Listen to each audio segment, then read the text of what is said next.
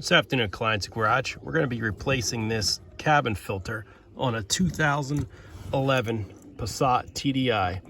There's two little thumb screws here. Take those out, pull this down, take it out of the way, and then up inside, there's a piece here. All you do is pull back and allow it to drop down.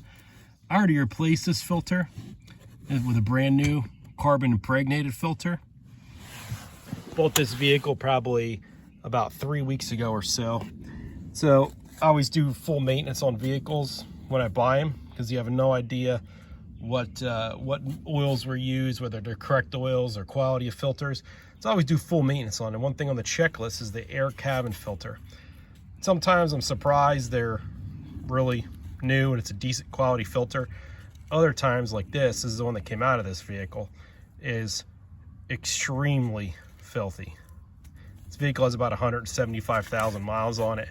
It's hard to tell how long it's been in there. It depends on where it was parked. Obviously, it's parked under a tree somewhere, and you know, it's got a ton of particulate in it. So I always try to buy the carbon impregnated ones just because they have a higher level of filtration on them for very small particulate, whether it's diesel soot off of all of our deleted Volkswagens, or trucks, you know, tractor trailers, or even pollen in the springtime, just to keep that out. It keeps the air quality inside the vehicle a little bit higher, keeps your interior less dusty, and prevents long-term buildup on your AC AC evaporator coil and your heater core.